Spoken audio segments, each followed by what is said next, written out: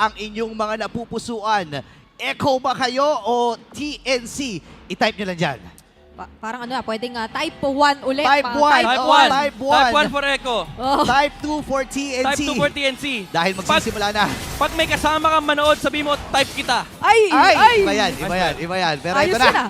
Ito na magsisimula ng unang laban para sa pinakahuling araw ng week number 2. TNC versus Echo. Okay, naka-quantum charge si Nome dito, so most likely makakakita tayo ng full damage Roger. But in all honesty, like in retrospect, no, parang decente rin yung Thunderbelt Roger kung isipin mo. Kasi pag tinignan mo yung majority ng damage output ng Echo, it's all physical. Even though may dirot, still you're gonna be mitigating some physical damage away from the Nolan and the carry. Pero makikita natin maya-maya kasi full damage talaga. Assassin Emblem, Master Assassin, Rupture yung talent dito ni Nomad. Yeah, and kapansin-pansin din yung pag-angat ng Brave Smite, no? Napakarami ng gumagamit ng Brave Smite ngayon, even sa mga RGs. Pero ano yan, ba't napao ka? Thunderbelt, oh my God! Wow, first item, Thunderbelt, ladies and gentlemen. Parang Azure Blade kagad ang diretso. Ditong ni Nomad. Oh, Assure Blade, sure na sure yan. Sure na sure. Pero ngayon ay medyo babaganan lang muna na magkabilang kupunan na ito. Saida ay makakuha. Pero may pinaplano ata dito ang Echo at TNC. Yep. Kailangan natin na pagtuunan talaga ng pansin yung mga magiging rotations ng dalawang teams na ito in the first few minutes of the game. Lalo pa at ilang minuto or segundo na lang ipaparating na yung ating kauna-unahang turtle. Merong abang nga na nagaganap ng bahagya yata pero hindi naman. O natutunugan dito ni JP. Yeah, nagre-ready na dito si Super Yoshi, no? Kasi alam niya na any moment ay pwedeng mag-ready na rin si JP para doon sa mga brushes na malapit doon sa unang objective ng ating game. Malaking bagay ito Nag-level 3 si JP, even though level 2 lang si Super Yoshi. They're both level 3 now, pero paunahan mag-pass clear sa middle lane. Makakapag level 4 I think si JP, pero Ryzen is already rushing this turtle. Hindi ata aabot ng Ruby. He will get 4 though, pero Ryzen is gonna be able to secure this turtle. Wala, may info din kasi sila Nandun si Super Yoshi, pero hahabol ba dito ang Echo? Hindi.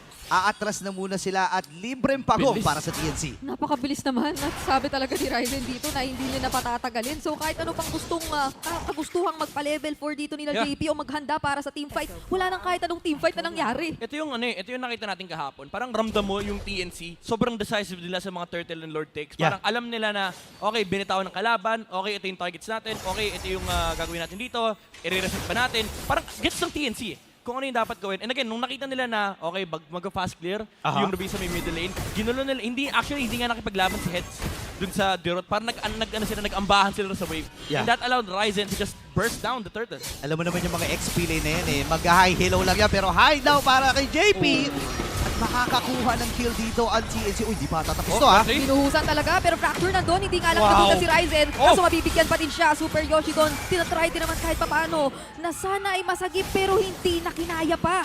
The little ignition making work on the Martes. Buhay sana si Ryzen doon kung nakakilling spree si Zaida, pero with the little ignition, yung burn damage ay enough para mapatay yung Martes. That also forced out the ulti from the Minotaur. Yeah, and ngayon, available na ang Thunder's Belt para dito kay Nomad. Ba't natatawa kayo pag naka-Thunder Belt? Walang shoes walang shoes man lang. Yung parehas sila nagta-Thunder, naglolokohan lang yung dalawang marksman Pauna mag-Thunder Belt. Shoutout pala kay Wumi kasi ikaw kasi gumaan ng content niyan Ay, kaya pala. Dumami tuloy yung mga ganyan. Naglolokohan lang yung dalawang marksman sa content. Okay. Pero again, walang lokohan kasi papasok na tayo sa 4-minute mark at lamang ang Echo dito ng 500. Actually, maliit-liit pa naman yan. And ang ganda ng ginagawa ng TNC, ng Echo dito kahit nakuha ng TNC yung unang turtle, hindi sila nagpahuli pagdating sa objective. Yun din naman kasi yung strength ng lineup nila. Again, yung early game prowess ng Nolan, yung Ruby. Even though nakita natin si Hatred yung start ng skirmish na yun for TNC. But if you think about it, nandiyan talaga yung burst potential ng Echo. But I would say, they're not doing enough pressure against TNC. Hold that thought, Super Yoshi. I'm offended. Ginamit ng bawasan na talaga si Super Yoshi ngayon. Wala na munang roamer para sa TNC kaso pinili pa rin nila pasukin. Nandun na si Heads. Hinahanap si Zaida. Medyo bawasan na rin dito yung jungler ng kabila. Makakatakas pa rin si Zaida dahil napakarami ng dimensional fracture. Pero yung cloud na nakita natin Minoan Fury. Meron yata tayo makikita kaganapan sa likod. Bumalik pa si Zaida para humabol ng kill. At nabawasan dito ngayon ang TNC. Kaso may bawi si Ryzen na makaka-double kill. Hinahabol pa si Sanford. At makakatatlo pa! That's a triple kill for TNC! Gigil na gigil si Ryzen sa araw na to! Grabe yung pang-delay na ginawa ni Heads, ni Hatred. Hatred surviving on a slither of health. yung heal na lumabas mula sa kanyang passive, and of Yeah. course, yung heal na nanggaling mula kay Super Yoshi, bought enough time for the pokes from TNC to come out. And after nun, alam na natin ang pakiramdam na kapag tatlo ang low HP at kaharap mo, Martis, walang turtle dance. Ang tawag ko dyan ay Martis dance. Yeah, and alam natin, no, early game snowball-centric itong Martis. Ako, being a player na gumagamit din ng Martis, outlane. gustong-gusto ko yung mga ganyan. Pero ngayon, may 1v1.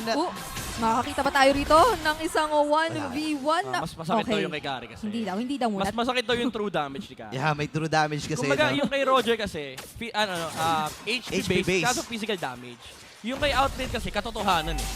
Alam mo naman, Masakit ang ka-truth masakit. hurts eh. Oy, pero may totoo atang mangyayari dito sa may bandang ibaba. Grabe naman yung vengeance doon. Medyo nasagip pa ang buhay ni Heads. Kahit dala-dalawa na agad ang dumalaw at umikot, binuhusan na nga yata ng ultimates ng nina Sanford at Dizayda at that moment eh.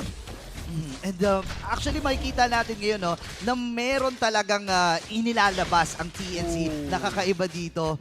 And again, kakabalik lang ng Roger mula nung season 9. Oo. I can actually remember that game. That was NXPE versus Onyx game number 1.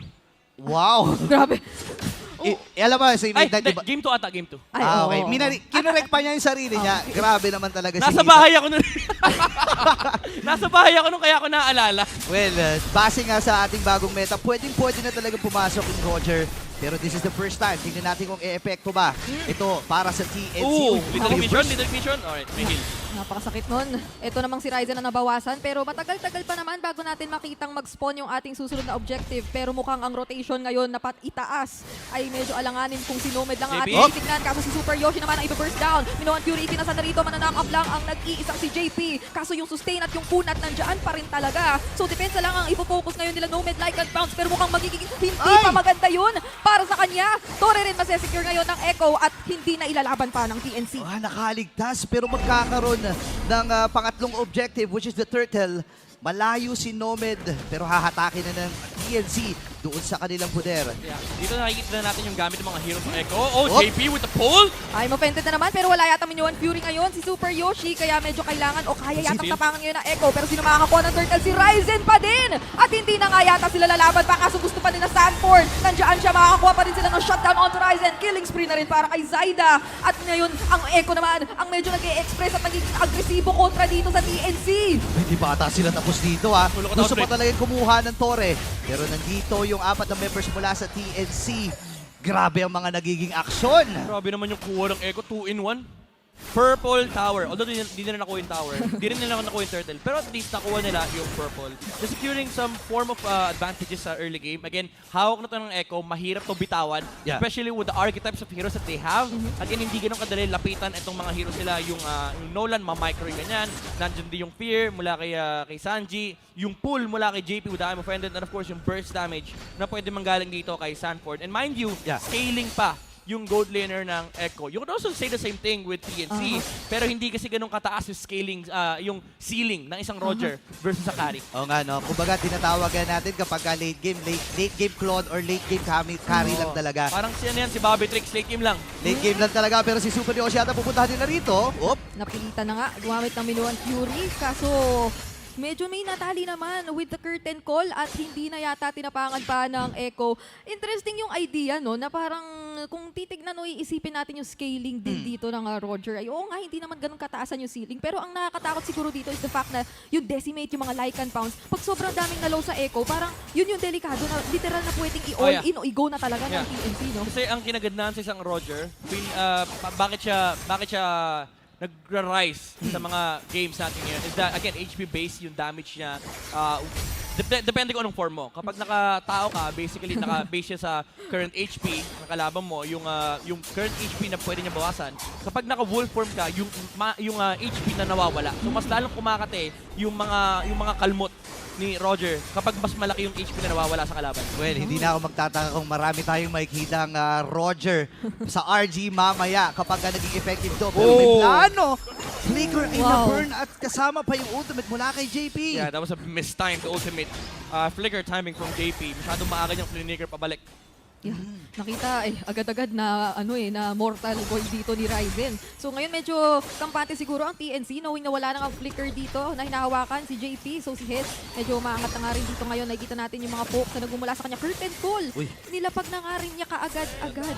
Malakas yung dalawa. Bahala kayo dyan. Pero Pinali yung dalawang orca. si Yoshi nandito may nagbabadyang setup para sa kanya. Papasok si Atred. Ay! Si Atred naman ang gumawa ng Imo Pendant ngayon. Si Sanji ang bigla ang nawala. Bigla ang inyong Yuri na makikita. Pero nakikita mo naman si Outplay nakaka-free lang sa baba. Vengeance. Kaso si Ryzen ngayon, siya naman ang nagwawala. Ngayon Oh nakikita my natin isa-isa ang goodness. tumutumba ang mga miyembro ng mga Orca. At si Outplay and Zaida na lang ang dalawang natitira sa kanila. Oh no, 3 ang bagsak para sa Echo. Gaano kahirap ito para sa kanila? Mahihirapan. Napakalaking factor nito for TNC. This is the Lord. They can use this para maubos yung outside turrets ng Echo. And there's no contention at this point for the Orcas. They have to give this up.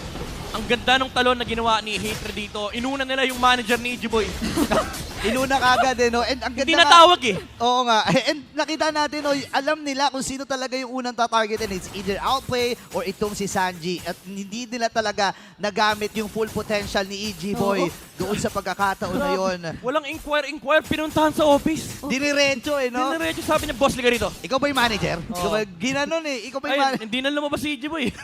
Grabe, parang gusto na nga mag-attempt sana nila Oh, no, man. Zaida at ni Outplayed na lang lumapit kanina. Kaso parang hinarangan ng curtain call din, tinalian na Yeah. parang wala na, hindi na talaga makakalapit, di na kayo pwedeng makakontest. Yeah, actually, magandang point nun, no? Yung kapag nagdidikitan kayo ng curtain call, medyo nagkakaroon ng baliwan sa game. Kailangan malupit yung anti-coordination yung dalawa. Kasi kapag opposite direction kayo, literal walang gagalaw sa inyo. Ayun nga Pero ngayon may plano ang TNC dito sa may bandang gitna. Sanda. And doon sa may pixel bush. Habang si Outplay ay gumagawa lamang ng paraan para mapaliit yung control pagdating sa mapa ng TNC. Maganda pa rin, hindi nasabay at malilimitahan siguro yung mga makukuhang objectives ngayon ng TNC pero katakot-takot yung ideya na kapag naulit yung ganong team fight ay pwede tayo Ay! makita nakaulit na ganon pero hindi na yata maulit kasi nauna ang Echo.